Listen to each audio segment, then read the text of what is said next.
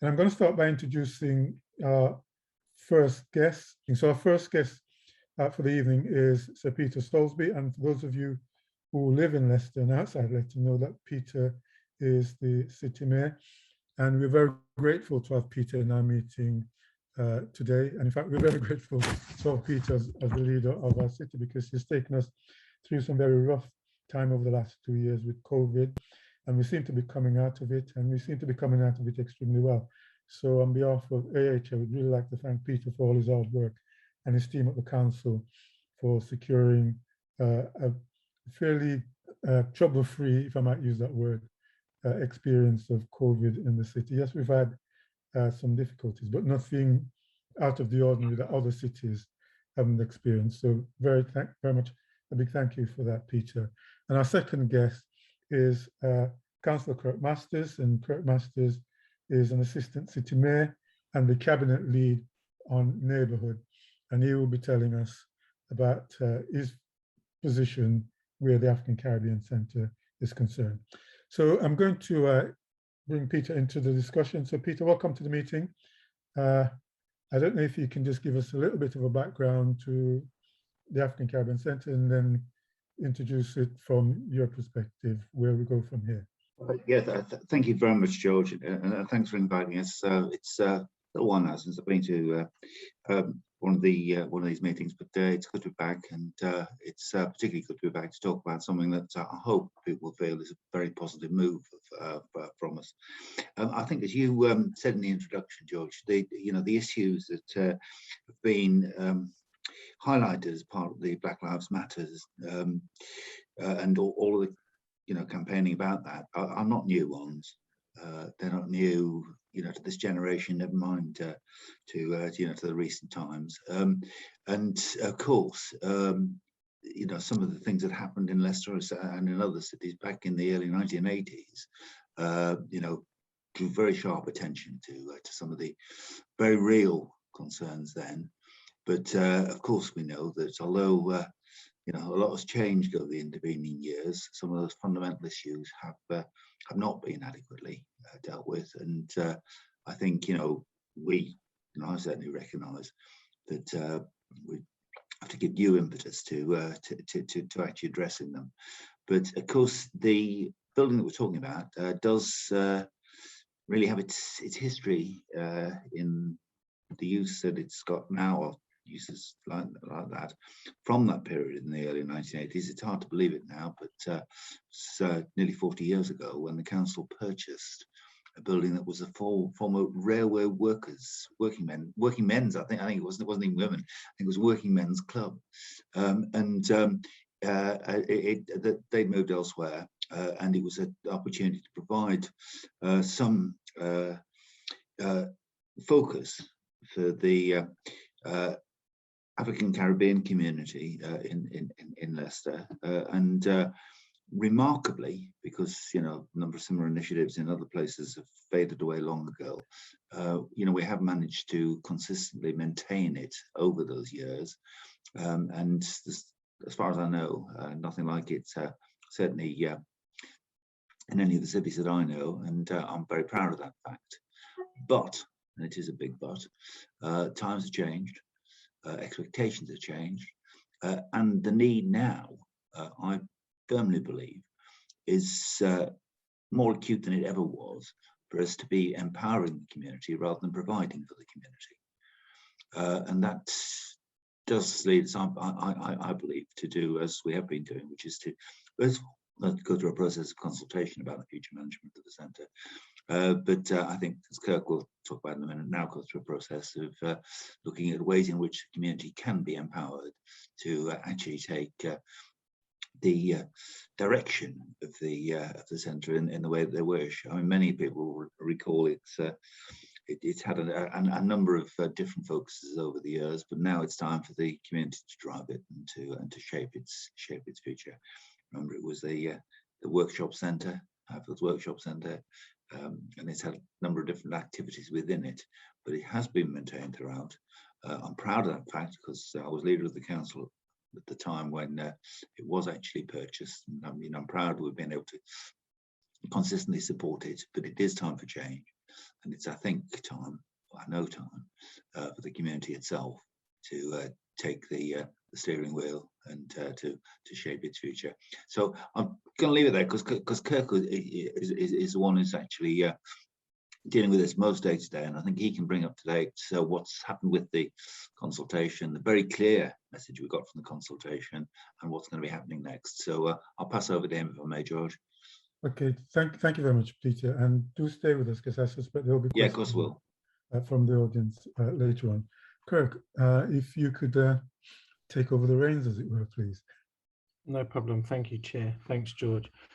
Thanks, Peter, for doing some of that. It takes a bit of my bit away of doing the background because obviously you were around in the inception of the centre, so that's useful. But where we are now, if I just give you a kind of brief background of some of the journey that we've been on, I guess the public consultation and what the public consultation told us, and then next steps. And I'm sure, as you just mentioned, George, we'll go into a Q&A for those that are on the call in terms of the direction. So as Peter said, the ACC has been around since the 1980s. It's had a number of different forms in terms of community ownership, some partnership arrangements. The City Council have led on for a period of time in delivering a range of different services in the building. So this is not a new venture that we're looking to go into, but I think Peter's right in terms of just echoing some of your earlier points, George, that the need now and the appetite from the community, especially the Black, African and African heritage community, to take the initiative around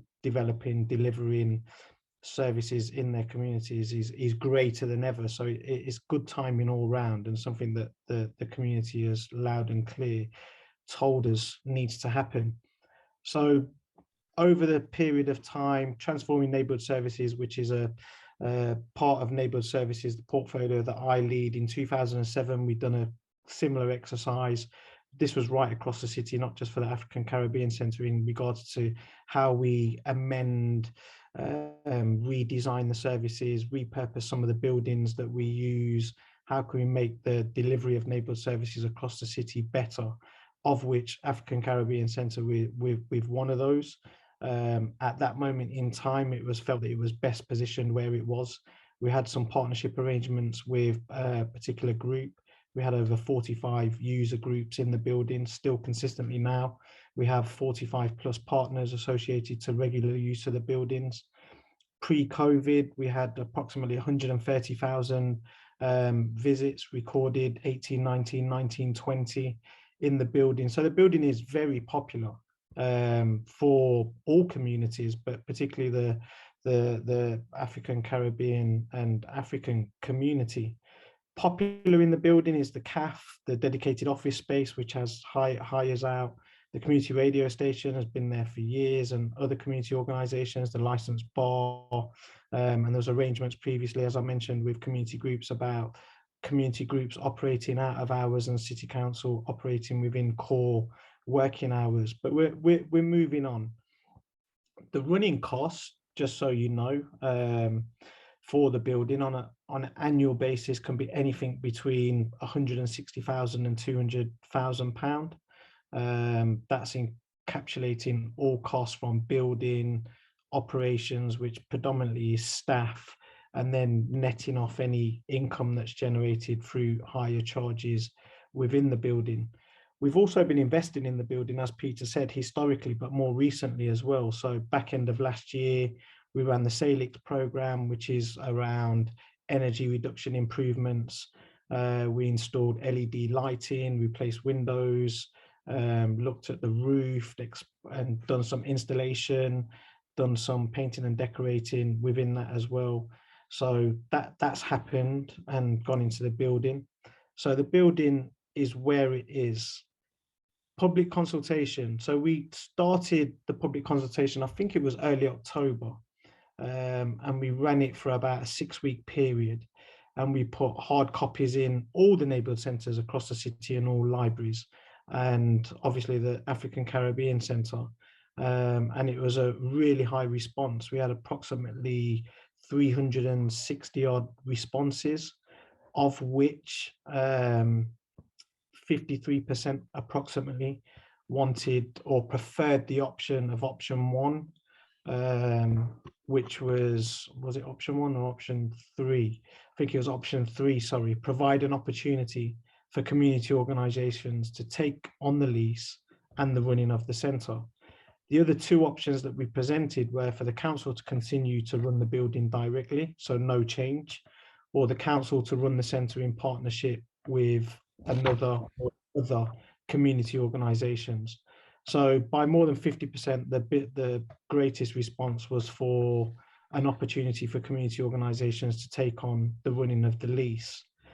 So where that puts us now in regards to what that consultation told us that the community does have an appetite to take on a community asset transfer is there'll be a potential for, we have to work the criteria up, but we've done 10 community asset transfers in the past 5, 6, 7 years right across the city, from small buildings to buildings that are bigger than the African Caribbean Centre, but this is one of the bigger buildings that we'll do.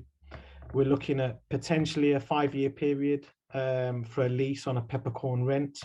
And a peppercorn rent traditionally means a nominal fee of £1 rent for a year, and that's for legal purposes rather than anything else. So we will open up the process, we'll put a time frame to it. We will invite community groups and organisations to attend workshops. In the workshops, there'll be a full exploration of the building, how the building works, what the operational running costs are.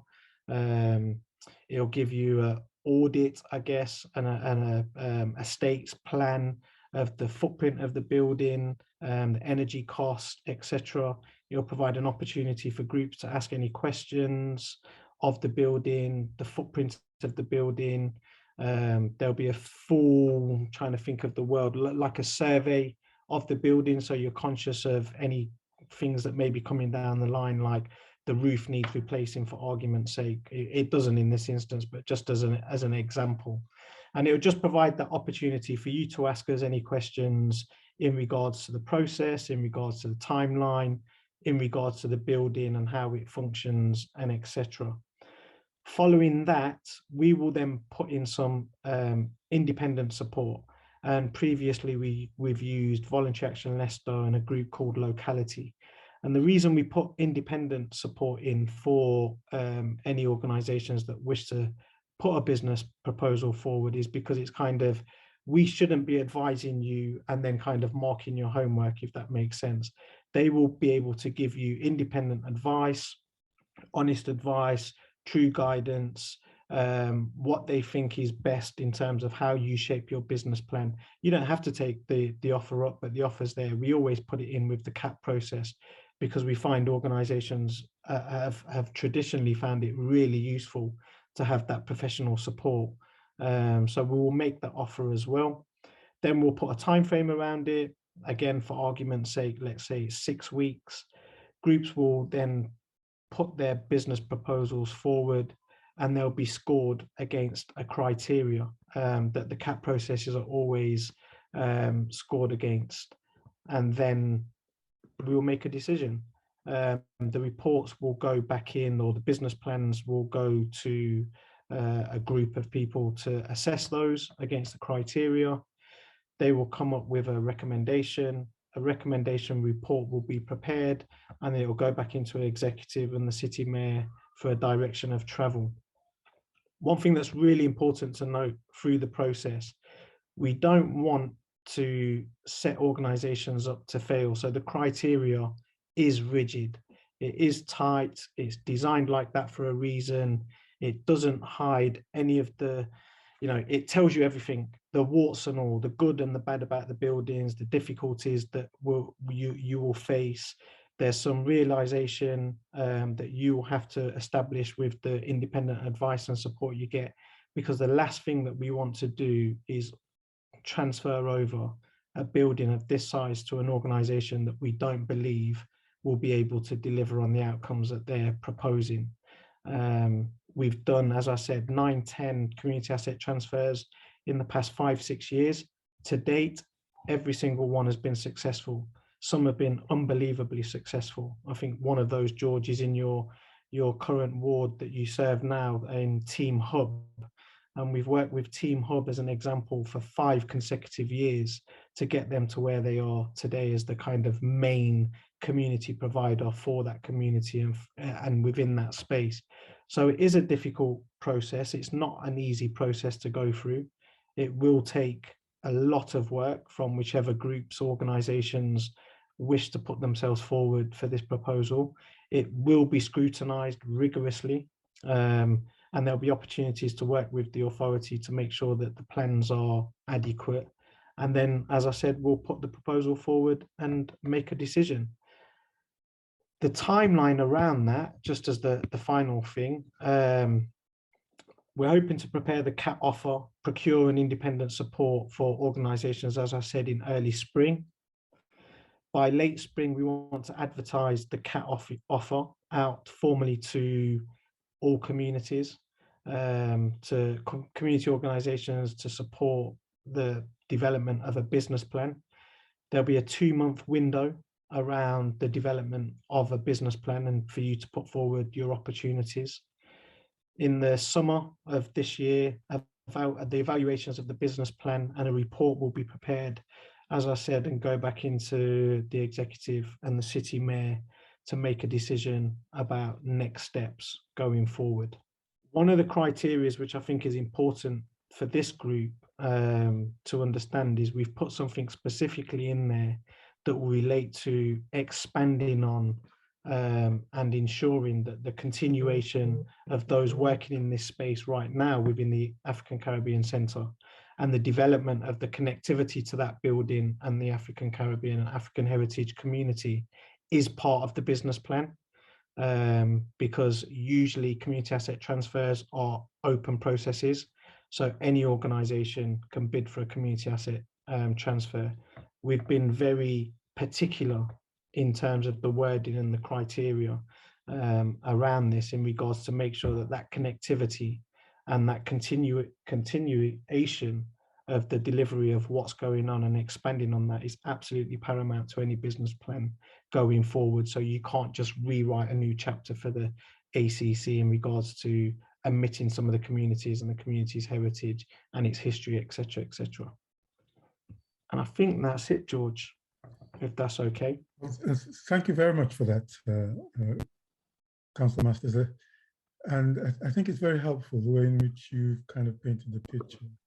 And I think what I'd really like to do now is to hear from the audience. So team, is there any questions that are already out there? George, can I just very briefly, just to add one thing to what Kurt said? Sure. That it may well be that this doesn't turn into a competition.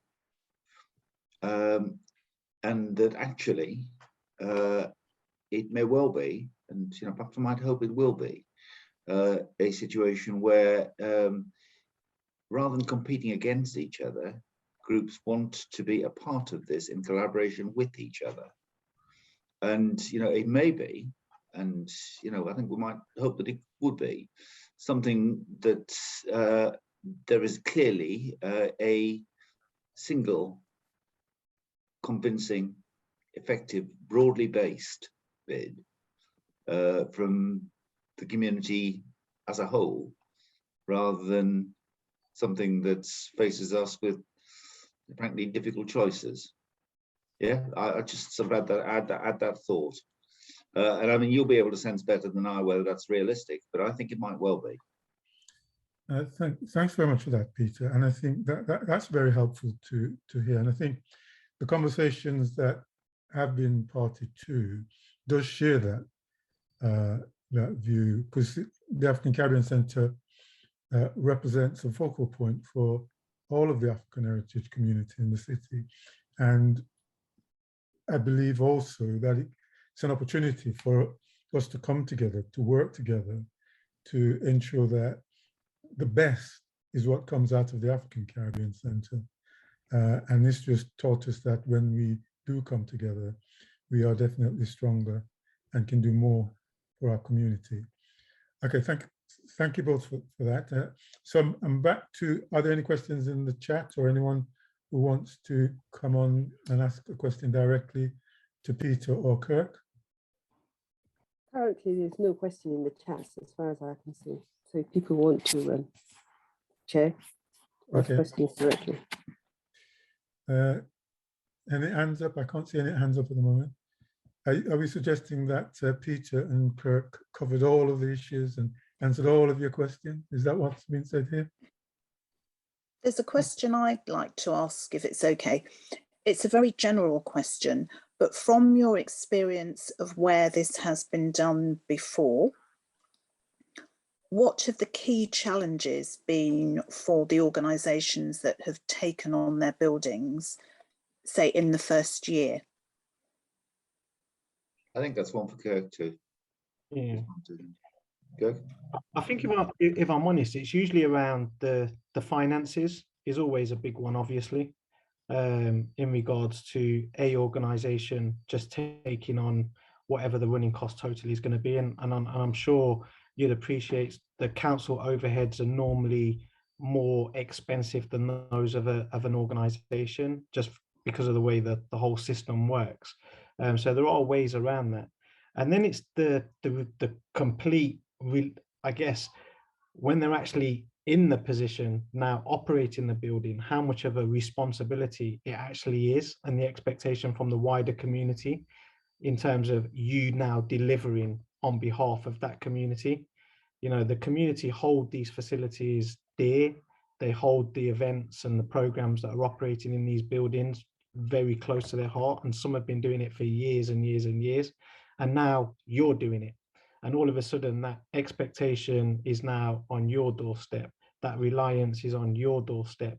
All of the wrongs and the rights of a door being opened or closed, or the chairs not being there, or the building not being clean, or just somebody not being on reception, for argument's sake, now falls on the community. And they learn that over time, and you get to build those relationships with different organizations, because obviously you learn to appreciate each other and the way that you're doing things differently. So the finances is always a big one. The responsibility now being on you to deliver what the community are expecting you to deliver, it is always another one. And the time it takes, you know, as I used the example because it is a really, really good one. If you, those that are interested in this process, I would suggest that you use George and go and see Team Hub in his ward. And the 5 years of work and investment that we put into that organization and that building to get them to this point was 5 years. You know, we've took an individual and the network around her from not knowing how to complete, for argument's sake, a ward funding application for £200, £300, £400, and she's now running a six-figure organization in the middle of new parks with her own building and absolutely become the centerpiece.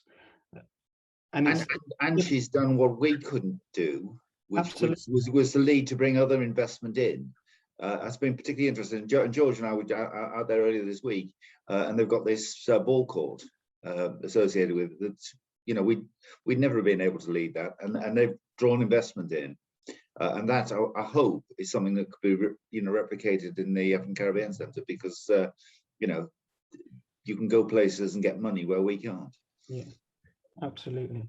And I mean, I can echo everything that Kirk has said, and Peter, with regard to the hub in the Western Ward. I do know when it first happened, the people taking it over, it was as if they were given an electric shock, because there was suddenly, this is what we wanted. And then now they've got the reins, they've got to then make it all work. And what they did was they just put their head down and with the support from the council, just got on with it. And when a major problem occurred, they panicked a bit, but then all of a sudden they found a solution and off they went again. And the great thing about that is that the community now believe in what they're doing. And as a consequence of that, more young people using the centre, they're linked up with the schools and other facilities in the area. And it's just a very vibrant place to see. And the transformation is really quite remarkable. There are 3 questions in the chat. Go ahead, Uzo. Okay, the first one says, has a decision been made as to where the centre will be transferred to? But the decision to transfer the centre will be dependent on the business plans that come in from the community organisations. If there's a successful business plan and a preferred plan, then that's where it will be transferred to. And as Peter alluded to, I think if there's a opportunity to coordinate that in one space, that would be the ideal, but that's not in my gift to kind of decide that. But the decision that the city council has made, and Peter and the executive, is that the opportunity to transfer the building over to a community organisation is where we're at.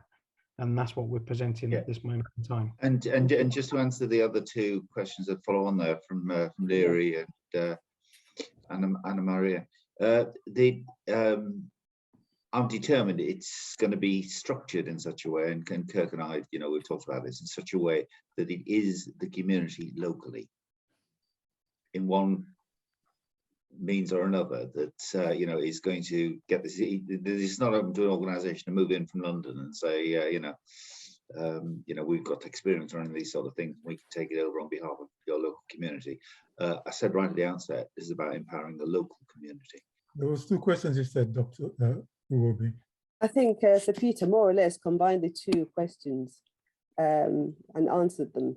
I will probably like to follow on with that in a way, giving a scenario here, Sir Peter and Councillor Masters. There's locally, you transferring it locally, and we have other communities also locally.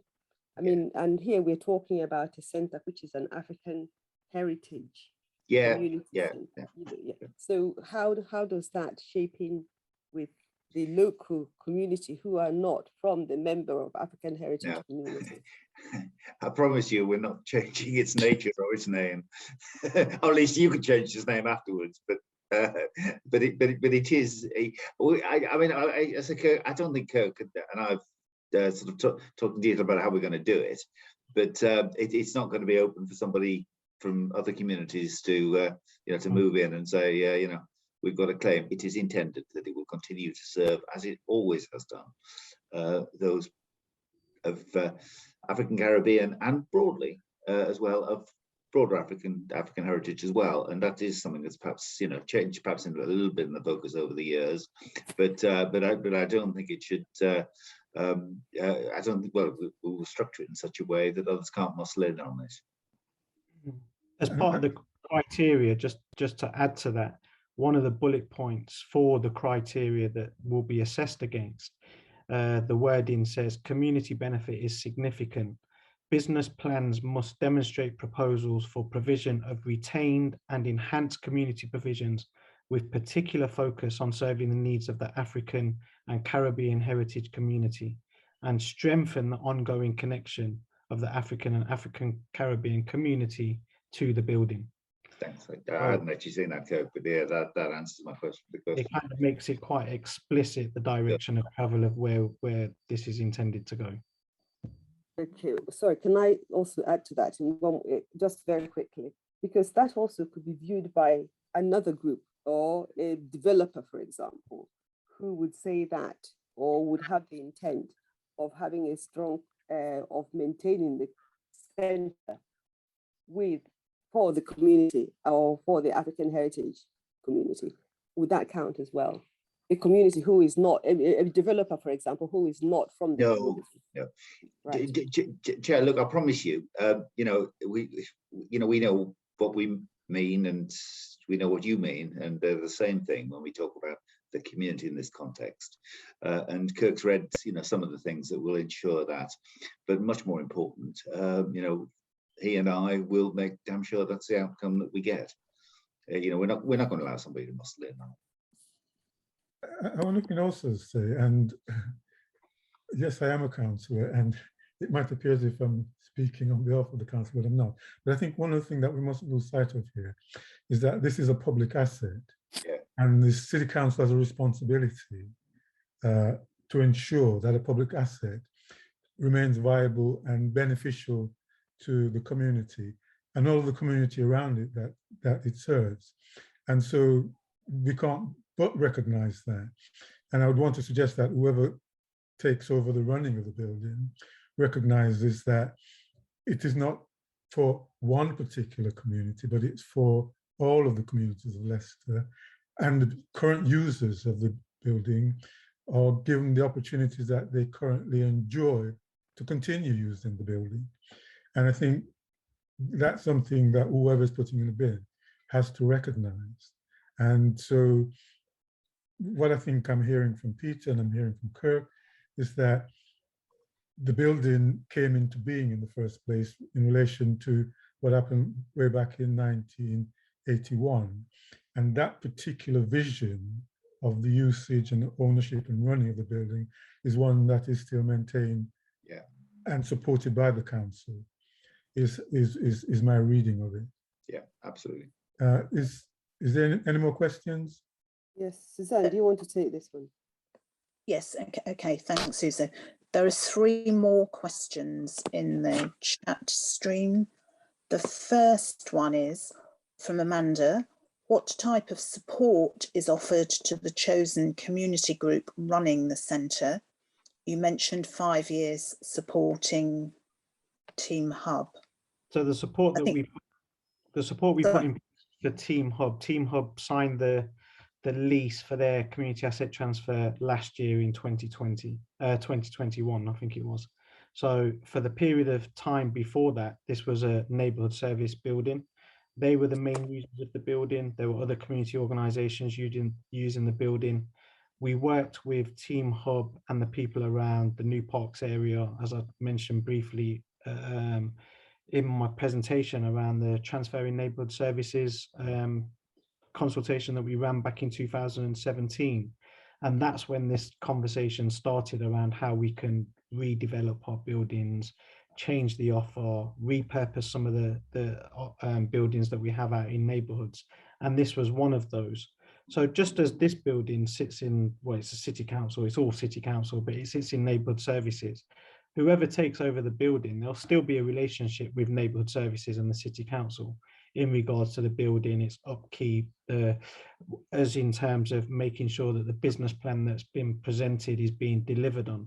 The last thing we want to do is just give the key and turn our backs, and then all of a sudden prices go up by 300%. Users that are in the building can no longer use the building. The whole change of direction in terms of what the business plan presented is now going in a different direction, and the community feel at arms and etc. So there is that opportunity to continue to work with the city council and particularly neighbourhood services around the next stages of the business plan. And like I said, through the process of putting the plan together, we pay for independent support for organisations that wish to put that proposal forward, to make sure that they're on point and they're getting the best professional advice in the market about the best way to take it forward. Okay, thank you.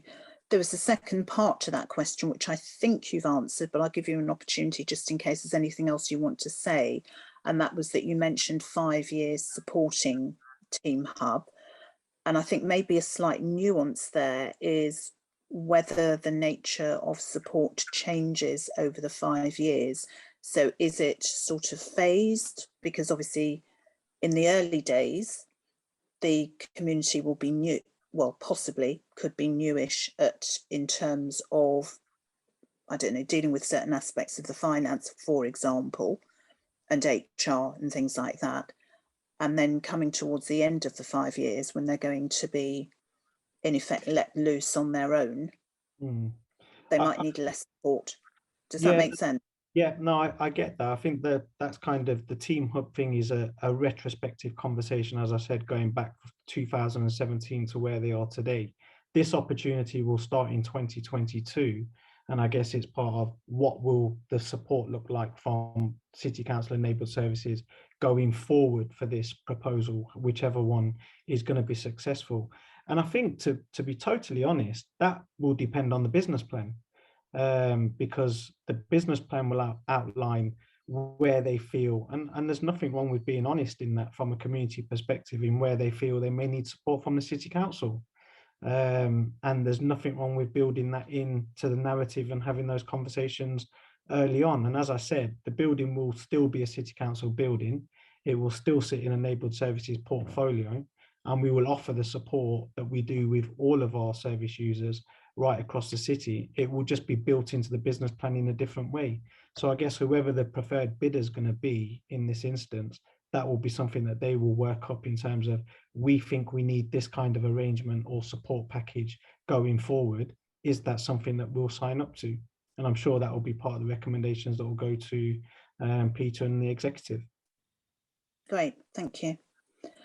The next question is from Robert from Candy Arts.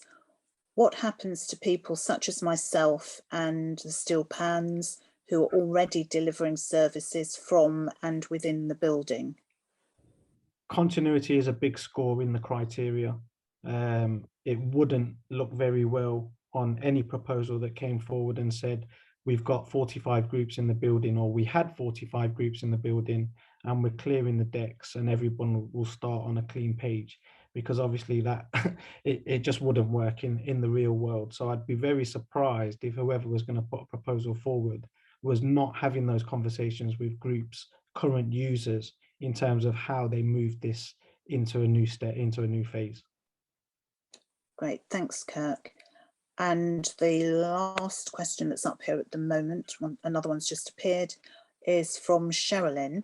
How long will Leicester City Council continue to invest with regards to repairs and upkeep of the building?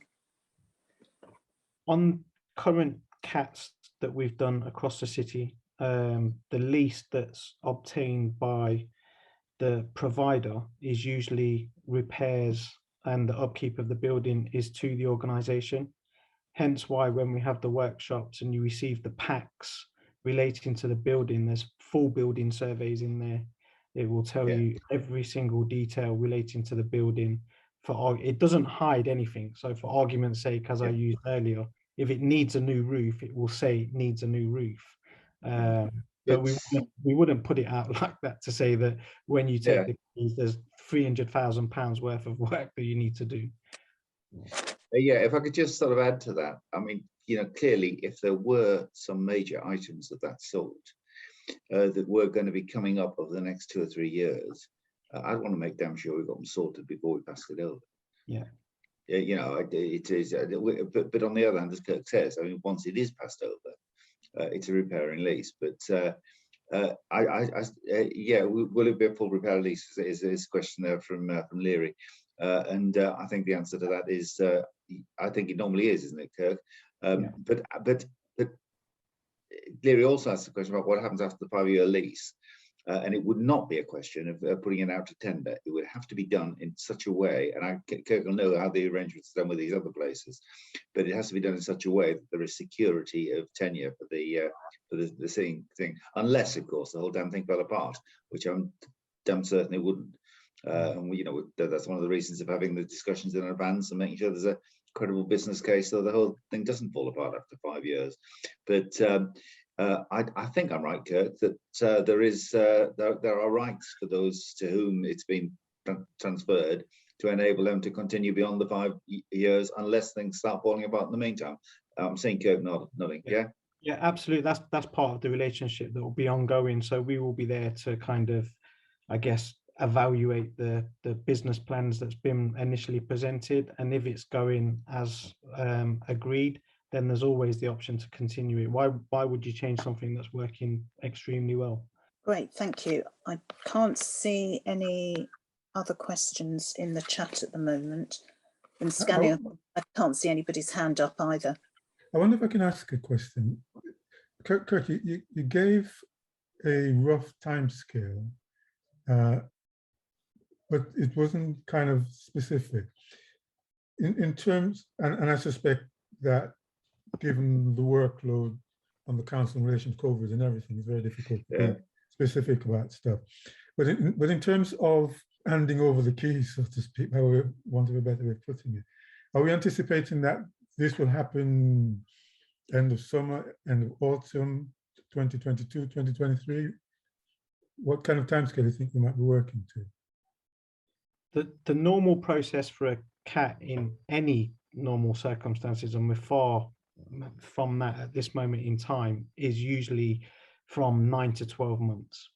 That's the normal process, and that's purely because not necessarily on the council's part, is to make sure the organisation has enough headspace to be able to transfer their business proposal into the reality of here is the key and you're ready to go. Sometimes there's the whole things to do with associated memorandums, insurances, liabilities, etc., etc., etc. So it's just making sure that everybody is leaving enough space, so we're not putting down timelines where organisations are then scrambling to try and make things happen. As you said, the only reason, to be totally honest, George, that it kind of says early spring, late spring, and summer is because Neighbourhood Services is trying to get back to normal speed in a post-COVID world.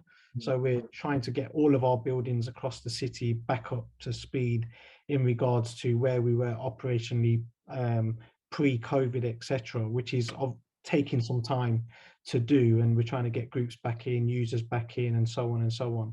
So we've left it loose rather than saying May, June, or whatever, an exact date.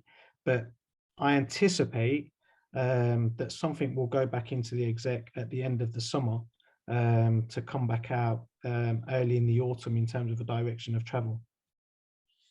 Thank you very much for that, Kirk. Any more questions? Yes, there is a hand up. It says Galaxy A6. I don't know if that's a chocolate or if that's the name of a road. Galaxy A6, would you like to ask your question? Make a smartphone. Yes, I would, please. Could you give us your proper name, please? Sorry? Could you give us This is Pastor Hector here. Okay, thank you. I would really want to get the understanding here as to whether or not we of the Caribbean community who have been here for quite a long time, whether or not, number one, do we have any value in this city? That's my number one question, which I'd like an answer to, please.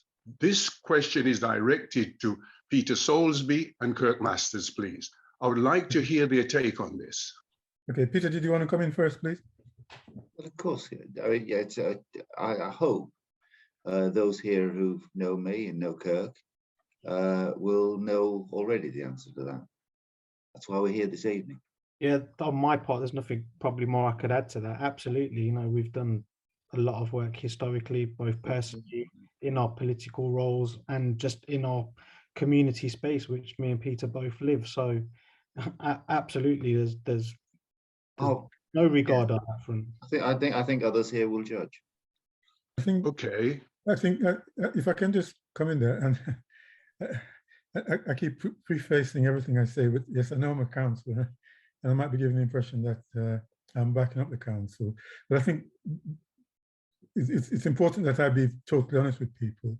And when this meeting was set up, it was originally arranged for Kirk and Kirk alone to come and have a conversation with us, because it was anticipated that Peter was very busy given what's happening around COVID and elsewhere in the city. And Peter volunteered himself to come and be here tonight to take part in this meeting and take questions from the audience. And I think that's a measure of his commitment to what we're talking about here tonight. Go ahead, Galaxy A6. Well, I beg to differ, and I'm going to sign off, because having listened, I have heard a lot of waffling here, and we need to come straight to the point as to whether or not this centre, which is the only focal point that we have apart from Highfield Rangers, as an African Caribbean society in the city of Leicester, is the only thing that we seem to have that we can actually utilize. There are other centers which we cannot utilize. And I recognize that if this actually is going to go in the wrong direction, which I am looking at, then I am very disappointed, regardless of as to what has been said here tonight, because I don't swallow it. But Pastor, you say go in the wrong direction. What do you mean by that? If it's not going to be commandeered by the same group of people who have been doing what they've been doing over a number of years, say last year, as for yourself and the others there, I am looking at something that has continuity. And you're saying going out to tender as for business purposes, etc. Yes, it is a business, but first and foremost, it should be focused that it is something that is there to help people like ourselves who have nothing. That's exactly what we've said. Well, if that's what you're thinking of, well, I would say I applaud you for that, but somehow I don't get that feeling. I'll just remind you, Pastor. May I just jump in there? Yeah, of course you can. Go ahead, Amanda. Sorry, Peter. I was basically going to say, Pastor, that I think one of the things that I've heard loud and clear and is at least heartwarming to hear is the way that the council have written the criteria for the for this bid is very much about continuing to use the centre in the way it's been used before. So we're not throwing out the steel pan group. Whoever is going to own the building is not going to be able to just disregard all the activities that are there at the moment. And added to that, they have built in the factor that they want it to stay within the African heritage, African Caribbean kind of community. So obviously the council can't say categorically it will go to a black organisation, but I guess what I'm hearing is they're doing the best they can to try and safeguard the centre for a black group to take it over. They are giving potentially that black group a support through Val and through, what did you say? Was it locality? Yeah, to actually support them to write a business plan, to put their proposals together. I guess where I'm at is it's now for us as the black community to collaborate and come together so that we do not lose the building. So we have to do this under a banner of collaboration, because I don't believe there's necessarily one group that could just go ahead and take over the centre. So that's what I'm hearing from what the council have said.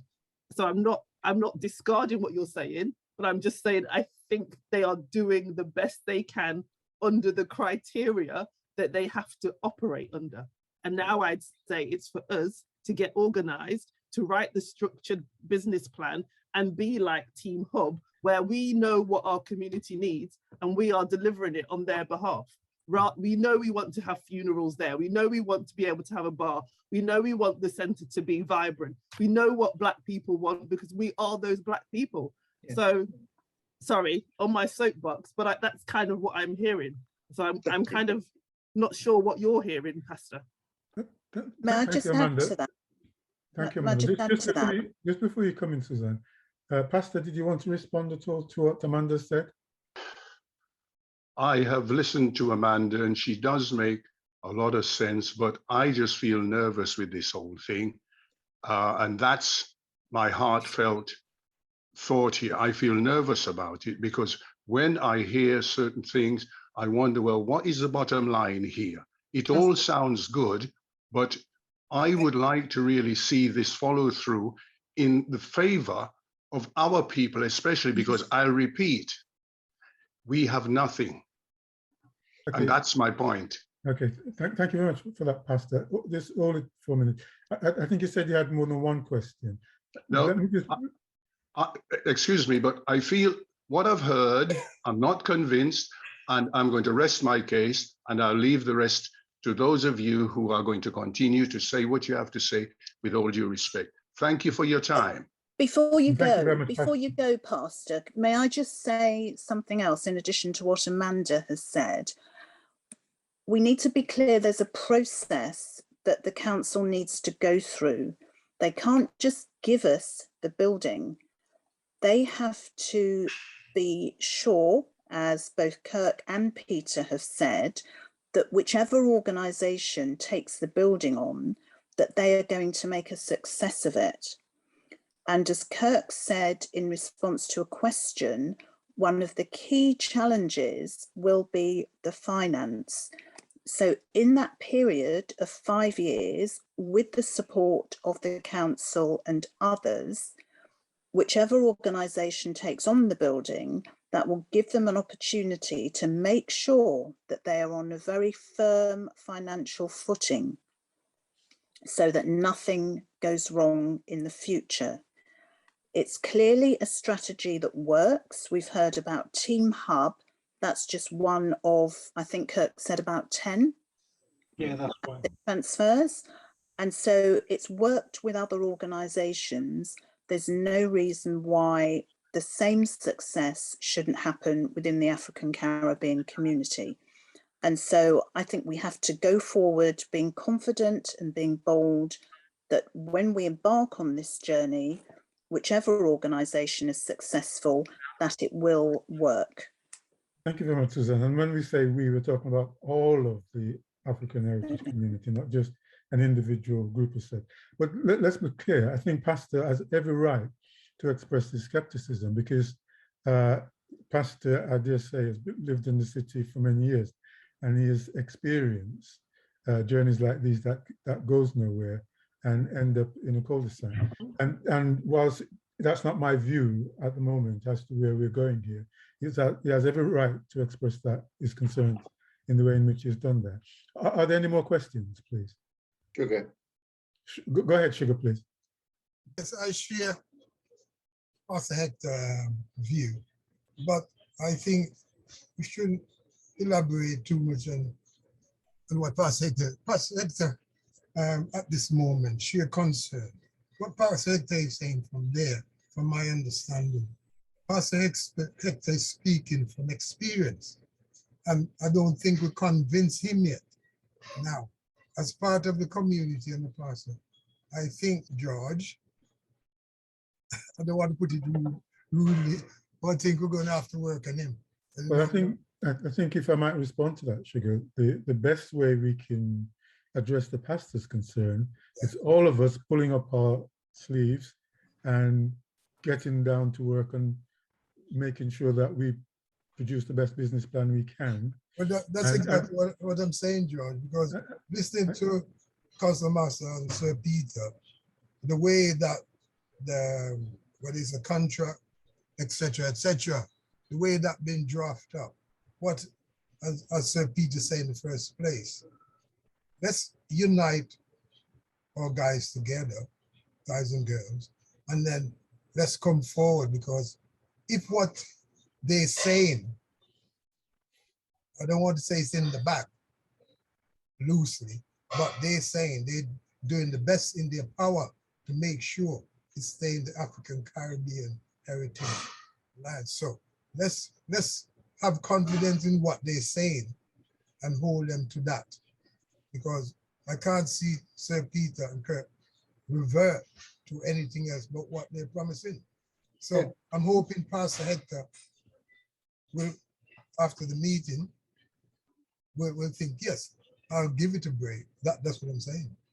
And but my question I wanted to ask Sir Peter, when the building hand over, because maybe some people are not experienced in this field, does the council take the responsibility of the upkeep of the external or the whole building, and does the council cover the proper insurance and the overall building, or does it have to be from the tenants? Kirk will know about the insurance and the external. I think the usual thing is that we look after the grounds round and about, and the people who take the lease look after the insurance. Is that right, Kirk? That's right, yeah. The building in its material form and the insurances that go alongside that, all the responsibility of the operating group. Yeah, but let's be realistic about it. You at the end of the day, if you have a 5-year lease or 25-year lease, you're still the landlord. And I thought the landlord should have been taking responsibility of the building, whether external, because at the end of the day, it's your responsibility of a landlord to take responsibility. Okay, well, look, Sugar, I promise you the same arrangements will apply here as apply with all the other ones, right? And the usual responsibilities for landlords will be maintained. Thank you, sir. We're not sort of, trying to tell you that you've got to, take on something that is in any way unusual.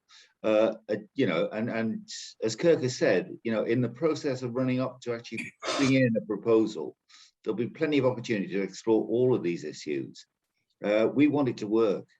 we don't want to give you a bird that you know, would just be a millstone. We want to give you something that's like the one George has in his ward, that can really fly. Well, I'll give full credit, Sir Peter. This evening, you let me feel a bit better with what you're saying, body language, speech. I'm looking forward for all this to work. Make sure it works. Thanks, Sugar. Okay. You don't often give me any praise, but that'll do. This one is good. It's good. It's good. End the call. End the call. Hey, can I quit now while I'm winning?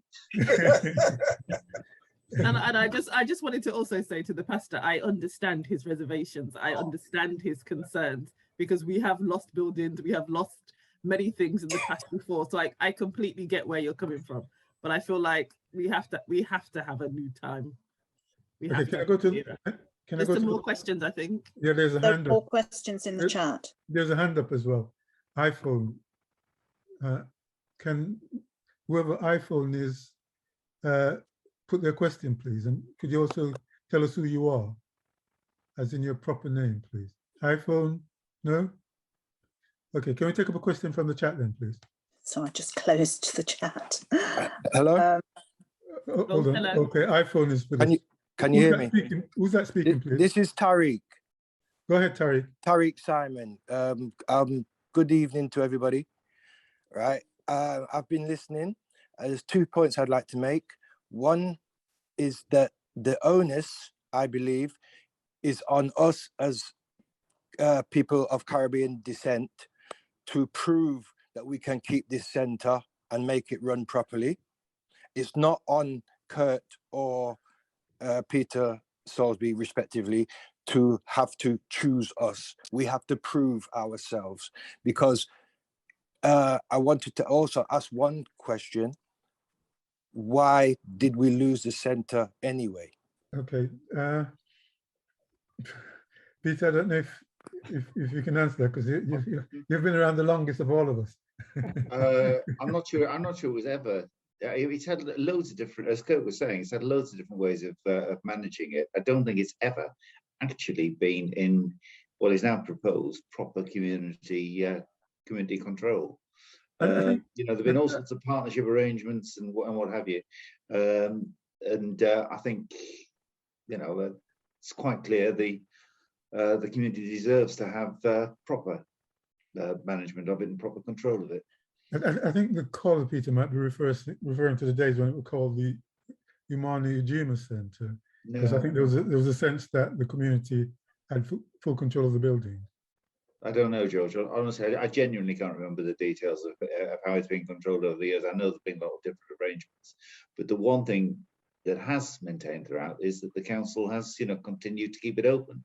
And I don't know about other cities, but I don't know that there are many, if any, across the rest of the country where councils have stood by centres like this for 40 years. You have my respect for that. Okay, have you got another question, or is that your question in full? No, I'd just like to make a statement to Amanda, especially because of what she said earlier.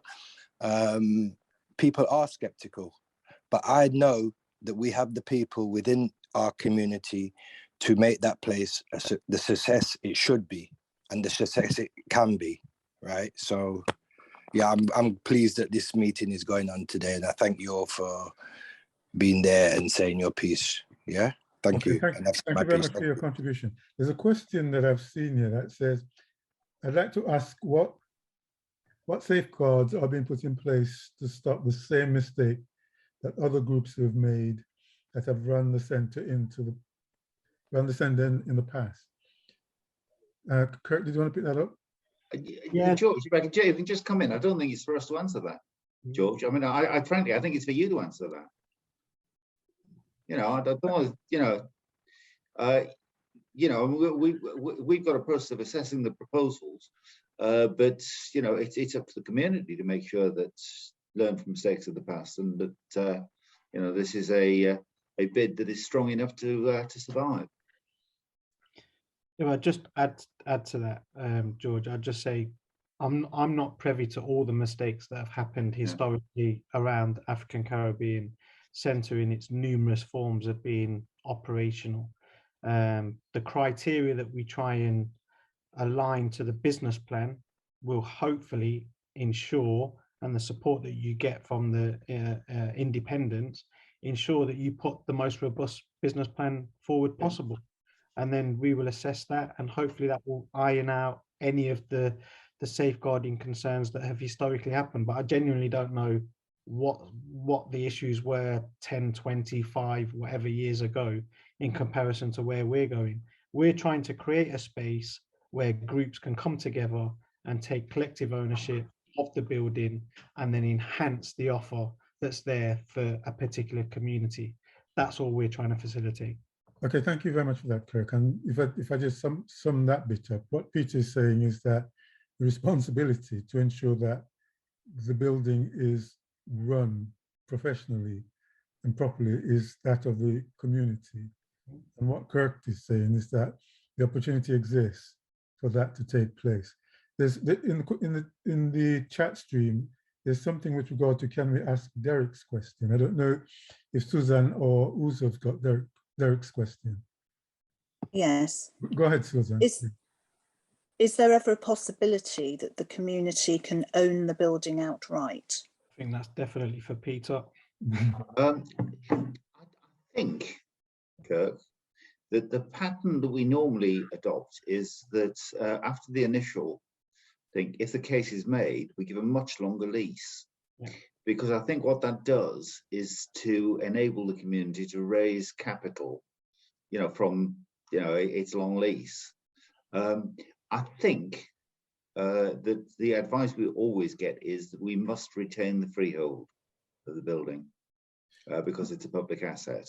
And when we say long lease, but it can have a long lease, and I think that's a pattern probably in New Parks, is it, George?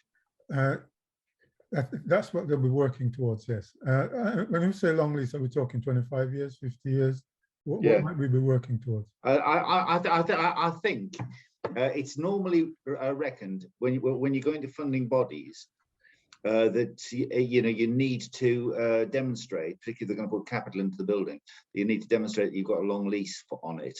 And I think 20-25 years is normally what is granted. And what needs to happen then is for the group that's successful just to make the case to the council for extending the lease, because that's the way that they get the capital support from an outside body, and it happens.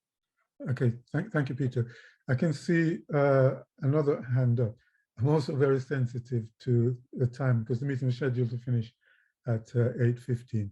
Go ahead, Uzo. I can see your hand up. What is the current lease on the building? I mean, it's 25 years is the extended lease. What is the current lease following the asset transfer?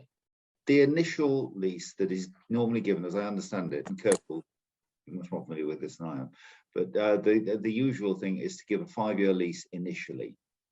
And then when the group is established and can make the case for it, to extend the length of that lease to enable them to raise money elsewhere. Am I right, Kirk?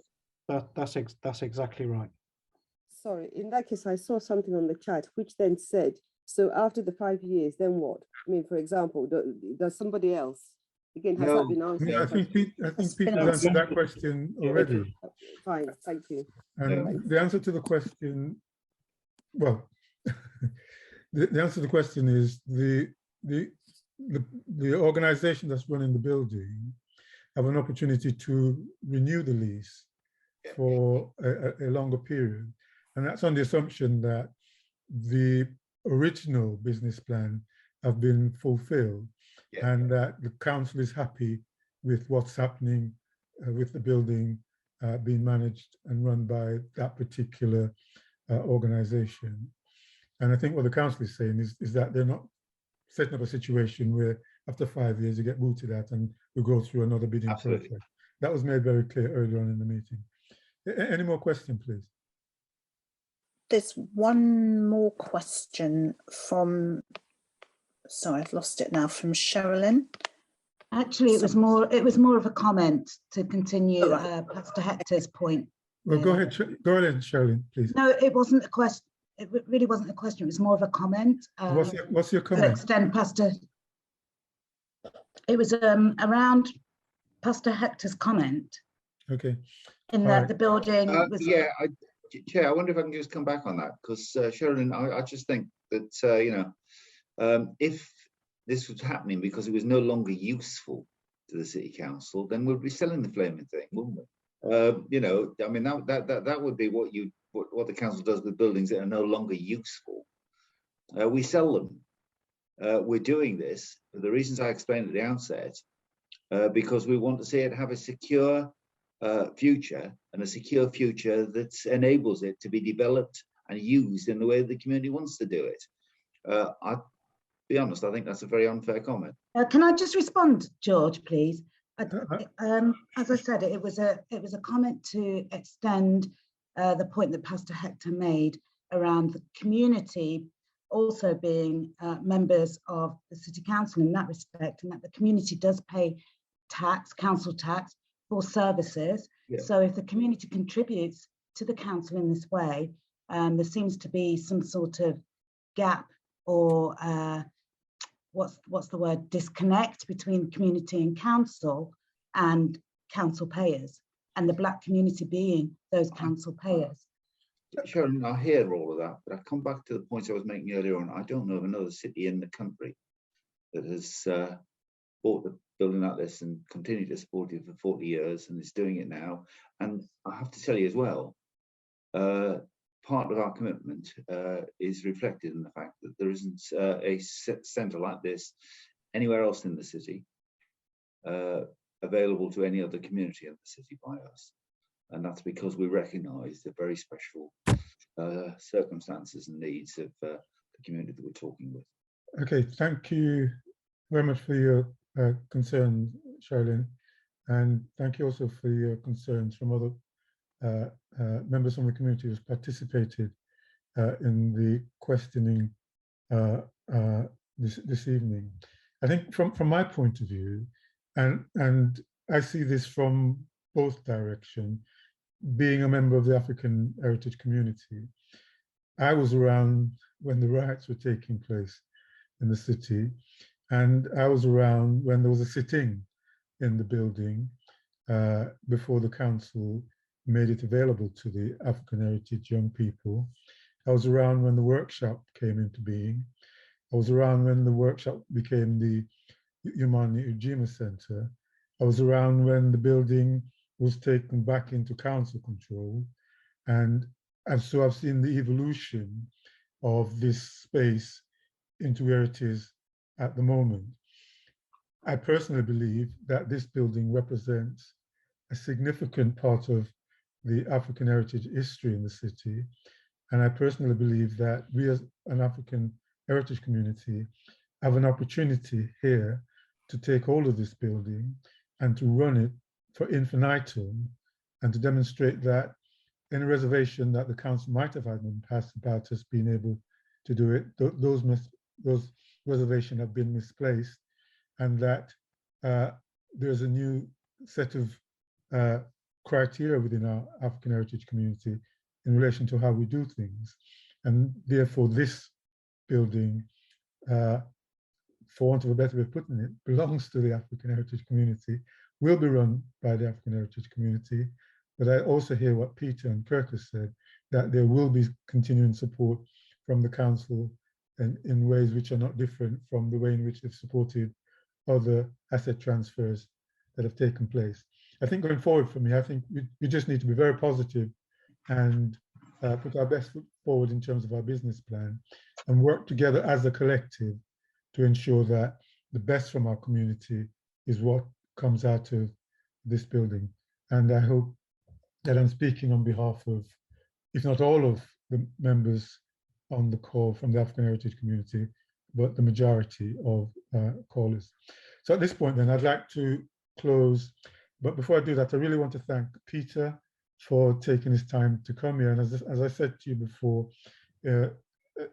Peter wasn't on our guest list for this evening, but he actually volunteered himself to come and speak to us because he recognized the importance of the meeting. And I'd also like to thank Kirk for taking his time to come and share with us the direction of travel, even now that the consultant consultation is out the way. And I hope that we have got a sense of how the council is thinking and what we need to do to ensure that the building does get transferred to us. So thank you very much again, Peter, and thank you also, Kirk. And George, thank you for inviting us. I'm sure I speak on behalf of Kirk. You know, I really do want to see this this succeed. I want to make it happen, and you know, and Kirk, you know, particularly leading on it, will be as determined as I am. I know.